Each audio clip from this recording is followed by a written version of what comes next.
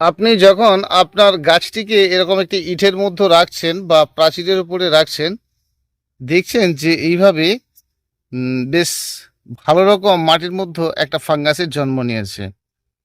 আর এটা আমাদেরকে যেটা করতে হবে বন্ধুরা, এই যে এটা ভেজা থাকাতে যে কাজটা আপনার হবে আর কি, তো সেই ভেজা থাকাতে আপনারা দেবেন না, একদম ক্লিয়ার রৌদ্র থাকবে, এটা একদম শুকনো শুকনো থাকবে।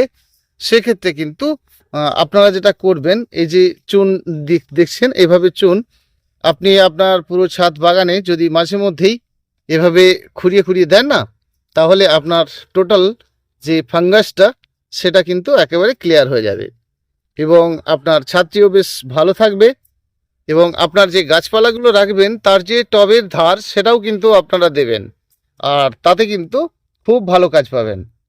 কেন্ন শামুক সবটাই আপনার কিন্তু একদম ক্লিয়ার থাকবে। সব থেকে বড় কথা, এইভাবে থাকলে ছাদের উপরে হাজারো বার গাছ দেখতে যাচ্ছেন, পা স্লিপ করে পড়ে যাওয়ার একটা ব্যাপার থাকে। এবং এগুলোকে আমরা যে বর্ষার একটা আগাম পরিচর্যা, সেই আগাম পরিচর্যাটা কি করব সেটাই কিন্তু নিয়ে আজকে আপনাদের সঙ্গে আমি শেয়ার করব। পুষ্পশ্রী নার্সারি, কলাঘাট, আমি কমল। আর আমার ফোন নাম্বার 9609456194। আপনি এরকম খোলা জায়গা, এটা মাটি, আর আপনার যখন ছাদের উপরে আপনি গাছ রাখবেন, সেক্ষেত্রে যেটা করবেন বন্ধুরা, যে যখন আপনারা কোনো কিছু দেন, তো একটা কিছু পলিথিন বা কিছু একটা দিয়ে দেন। আর যদি নাই বা দেন, তাহলেও যেটা করবেন, তো যেটা আপনি যদি ধরুন কিছু একটা দিয়েছেন, তাহলে দেওয়ার আগেও যেটা করবেন, একটু মাটির মধ্যে মানে ছাদের উপরে ফার্স্ট আপনারা কিন্তু এভাবে হালকা করে চুনকে খুঁড়িয়ে দেবেন। হ্যাঁ, আর এই দেওয়ার পরে তার উপরে একটা পলিথিন দেবেন, এবং পলিথিনটি দেওয়ার পরে তারপরেও কিন্তু আপনারা এভাবে চুনটা খুঁড়িয়ে দেবেন। কিন্তু যেটা করবেন না, যে গাছের গোড়ায় যখন আপনারা ফাঙ্গাস দেখেন, তারপরে কিন্তু টবগুলোকে পরপর বসিয়ে বসিয়ে রাখবেন। হ্যাঁ, আর এগুলো করলে গাছটি আপনার বর্ষাকালে কিন্তু একদম দারুণ থাকবে। তো এইভাবে যখন আপনারা গাছের দেখুন পরপর সব বসিয়ে বসিয়ে রাখবেন না, তো আপনারা যেটা অনেকেই করে ফেলেন, যে টবের উপরে বেশি বেশি করে এইভাবে দিয়ে ফেলেন। তো না, এই রকম ভুল করবেন না। তাহলে কিন্তু, বা এই চুনটা যদি আপনার গাছের পাতার উপরে পড়ে, তাহলে পাতাটাও কিন্তু পুড়ে যাওয়ার একটা ব্যাপার থাকে। সেই জন্য বন্ধুরা, আমরা যদি টবের ধারে ধারে এরকম টবের গায়ে গায়ে এভাবে খুঁড়িয়ে দিতে পারি, তাহলে কিন্তু দারুণ কাজ হয়ে যাবে। তো সেই জন্য আমরা যদি টবের ওপরে হালকা করে দিতে পারি, সেক্ষেত্রেও কিন্তু বেশি না পড়ে, সেটা কিন্তু টবের ধারে ধারে দিতে হবে। তো সেই জন্য বন্ধুরা, আমরা কতটা পরিমাণে দিব আর কতটা দিলে আমাদের ভালো হবে করছি। দেখুন যে গাছের একেবারে সে বড় বড় যে ডালগুলো আছে, এই সময় থেকে কিন্তু কলম বেঁধে কমিয়ে দিচ্ছি, কারণ কি গাছটার যে ভারবহন সেটা কিন্তু কমিয়ে দিচ্ছি। আপনাদের ক্ষেত্রে যেটা করবেন, যে গাছের নিচকার পাতা একেবারেই পরিষ্কার পরিচ্ছন্ন করবেন, এবং গাছের গোড়া কিন্তু একেবারে রৌদ্র পেতে হবে। তো আর কয়েকটা দিন হয়তো গ্রীষ্ম এইভাবে থাকবে, মানে অতিরিক্ত গরম থাকবে, তারপরে কিন্তু আপনি এই কাজটি অবশ্যই করবেন। আর এটা কিন্তু আগের থেকেই করবেন, তাহলে আপনার খুব ভালো কাজ হবে। আগের থেকে করলে আর কি কি কাজ করবেন আপনি, সেটা নিয়ে একটু বলি। আপনাদেরকে বলেছিলাম যে গাছের গোড়ায় যে এই বর্ষা পড়ে যাওয়া মানে মানে বৃষ্টির জল, এই যে ধরুন মাঝে মধ্যে 15 দিন 10 দিন এরকম ছাড়া ছাড়া হঠাৎ হঠাৎ বেশ ভারী রকম বৃষ্টি হচ্ছে। আর এই বৃষ্টিতে গাছের যে গোড়ায় সবসময় লক্ষ্য রাখতে হবে যে মাটি অতিরিক্ত হালকা আছে কিনা। দেখুন, যেগুলো আমরা এই সময় পর্যন্ত তবুও ঠিক আছে যে মাটি এলোমেলো করছি, বা তবে এরপরে যখন কিন্তু অতিরিক্ত বৃষ্টি হতে থাকবে, কয়েকটা দিনের জন্য আপনারা কিন্তু মাটি এলোমেলো করা বন্ধ রাখবেন। হ্যাঁ, বিশেষ করে যাদের গাছগুলো গোড়াতে বেশি জল জমে যায় দেখেন, বা বড় টবে রোপণ করেছেন, সেক্ষেত্রে কিন্তু আপনারা এলোমেলো করাটা বন্ধ করবেন। দেখবেন তাহলে আপনাদের যে গাছ এক কথায় খুব দারুণ থাকছে। কারণ আমরা কি করি, ছোট টবের ক্ষেত্রে এলোমেলো করা বন্ধ করে দিই। যে সকল গাছ ছোট টবের মধ্যে আছে, এই জল দিলে না বা থাকছে না, সেক্ষেত্রে কিন্তু আপনারা এলোমেলো করবেন। কিন্তু যাদের বড় গাছ বা রেডি গাছ রয়েছে, সেক্ষেত্রে কিন্তু এই হঠাৎ হঠাৎ প্রচুর পরিমাণে বৃষ্টি আর সেই জল জমে যাওয়া মানে গাছের যে গোড়ার শেকড় কিন্তু পচে যাওয়া, আর সেটাকে আমাদেরকে একটু খেয়াল করে কাজগুলো করতে হবে। ধরুন আপনি এই গ্রীষ্মের মাঝে একদিন খাদ্য দিচ্ছেন, দেখুন তাহলে কি আমরা খাদ্য দিতে পারবো না? নিশ্চয়ই দিতে পারবো। তো গ্রীষ্মকালে যখন আমরা এই গ্রীষ্মের শেষের দিকে যখন খাদ্যটা দিচ্ছি, বা বর্ষার সময় খাদ্যটা দিচ্ছি, সেটা আমরা লিকুইড তরল সারও দিতে পারবো। হ্যাঁ, এবং আমরা বানানো খাদ্যটাও কিন্তু দিতে পারবো। তো প্রশ্ন হচ্ছে, যখনই আপনার এই খাদ্যটা আপনি গাছের গোড়ায় দিলেন, তো সেই গাছের গোড়ায় দেওয়ার পরেই মাটি শুকনোর পরেও দেখছেন প্রচুর পরিমাণে বৃষ্টি হয়েছে। তো সেক্ষেত্রে কি হবে, এই যে মাটিটা আমি এলোমেলো করেছি, মাটিটা ভুরভুরে হয়েছিল দেখুন, আর এই জমে থাকতে দেওয়া যাবে না। তারপরের দিনে যখন এই রৌদ্রটা বেরোবে, সবার প্রথম কাজ হবে আপনার কিন্তু আবার মাটিটিকে এলোমেলো করে দেওয়া, তাহলে আপনার গাছটি কিন্তু এক কথায় ভালো থাকবে। তো আমরা এটা কিন্তু বেশ কিছুদিন এই মতো চালাবো, যতক্ষণ না খুব ভালো ভারী বৃষ্টি হচ্ছে। তো এখন এই টুকটাক বৃষ্টি হচ্ছে আর আমরা মাটি কিন্তু এলোমেলো করছি, তো এরপরে কিন্তু আর একদমই করব না।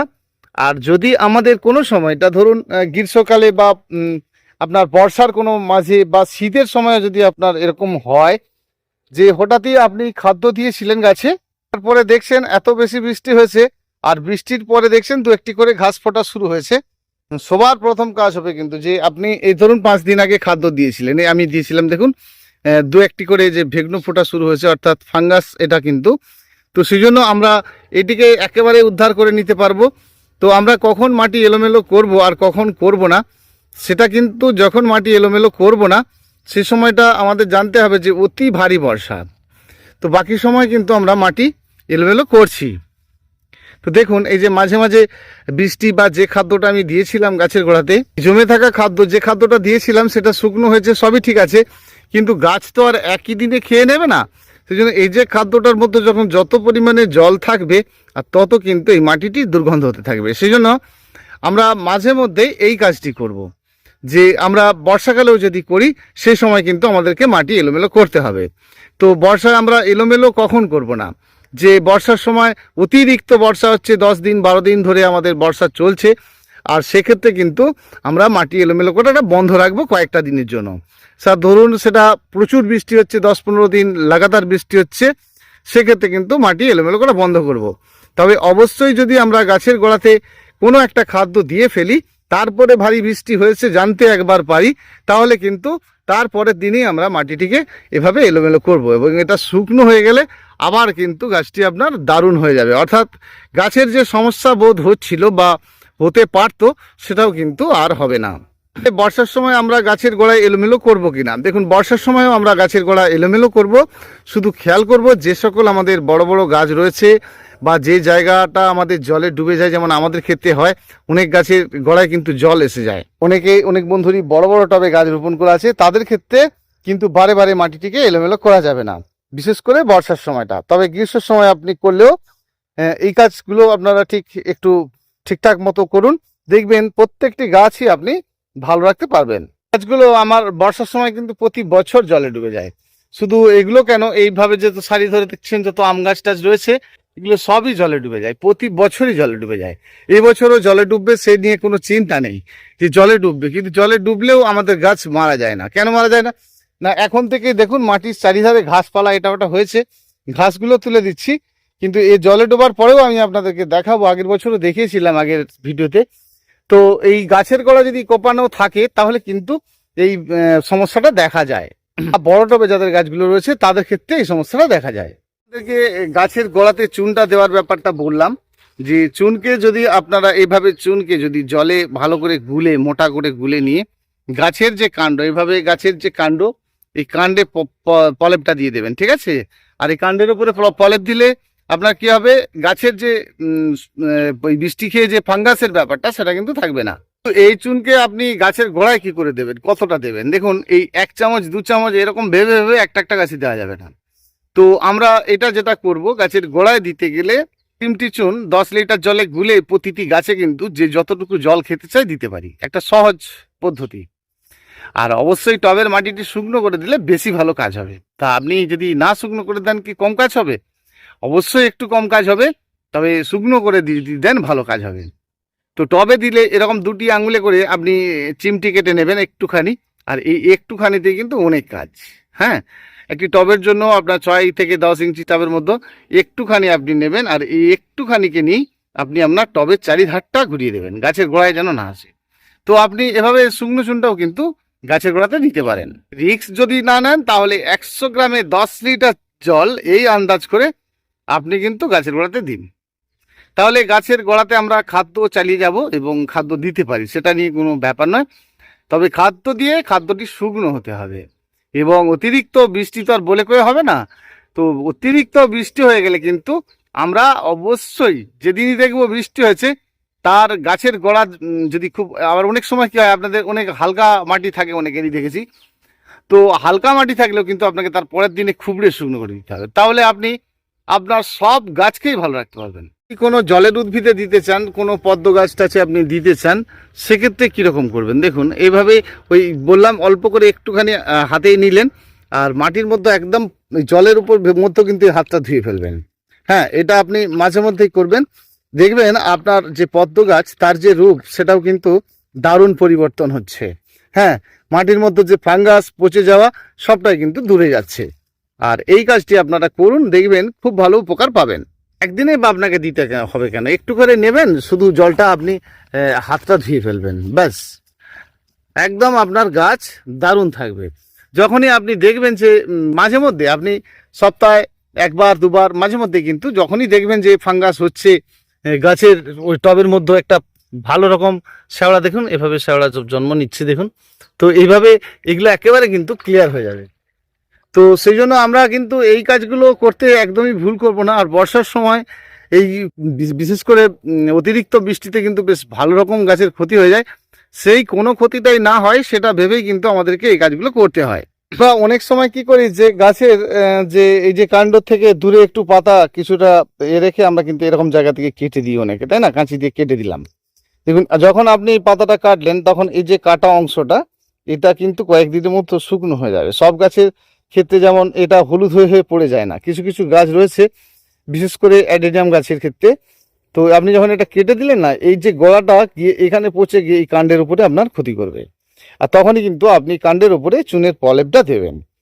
তো তাহলে এই কাণ্ডগুলো কখন না অতিরিক্ত নরম নরম কাণ্ড থাকলে তখন কি হয়, বা আপনি এই কাজটা করেননি যে পাতা কাটতে হবে করেননি, তাতেও দেখছেন যে গাছের যে তলাভাগের যে পাতা, কিছু কিছু পাতা কিন্তু নিজের থেকে আস্তে আস্তে হলুদ হতে থাকে, দেখুন আস্তে আস্তে হলুদ হওয়া স্টার্ট করে।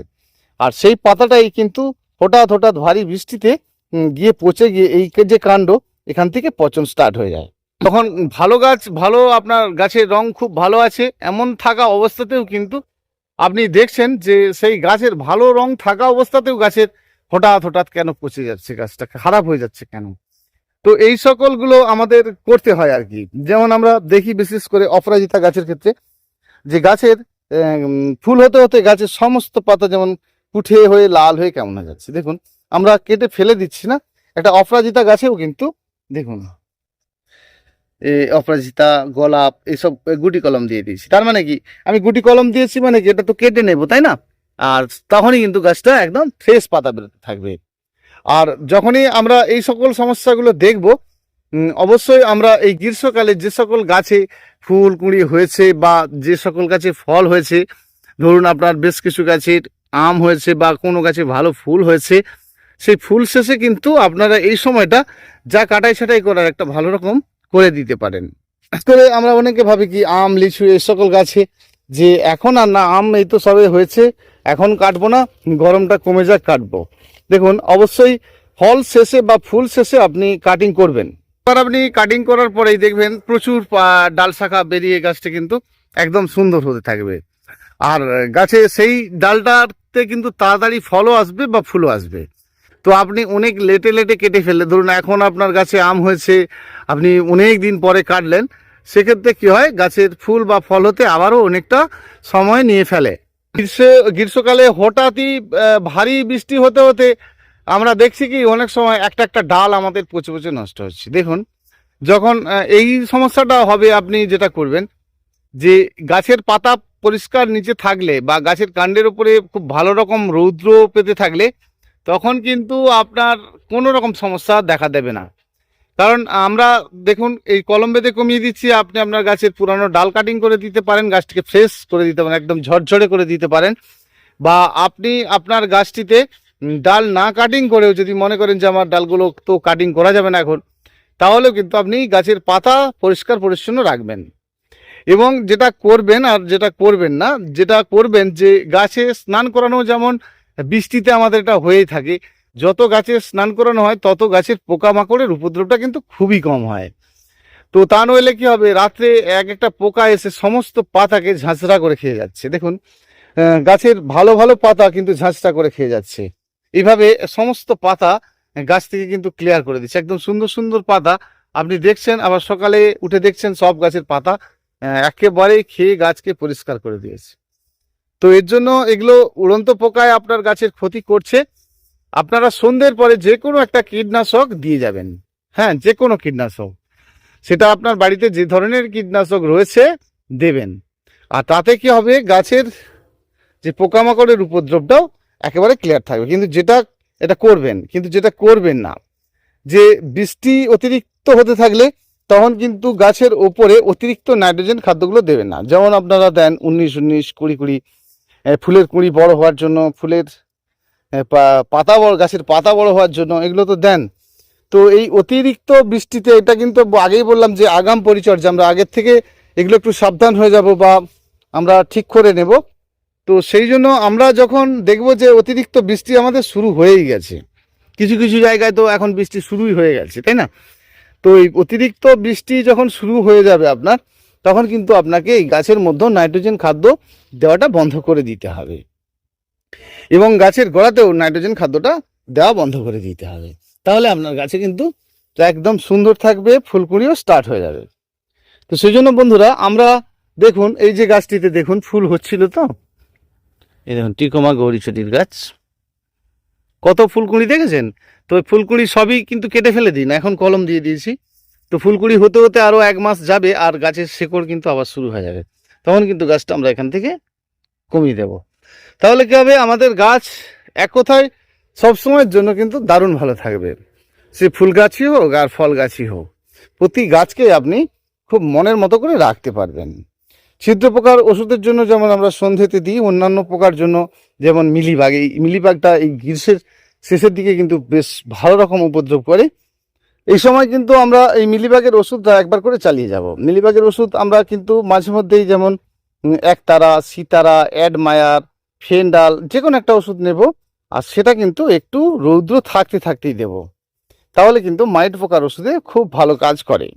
আপনারা তো জানেন যে লিটারে 1 ml করে দিয়ে মাঝে মধ্যে দিলেই আপনার গাছের মধ্যে যে সাদা পোকা, সেটা কিন্তু একেবারে বিদায় নেবে। দেখুন আমার গাছেও এসেছে, এই যে পিঁপড়ে এসে কি মুখ দিয়ে বসে রয়েছে দেখতে পাচ্ছেন, এই যে বসে রয়েছে, আর এরা কিন্তু এই পোকাটিকে ধরে খাওয়ার চেষ্টা করছে।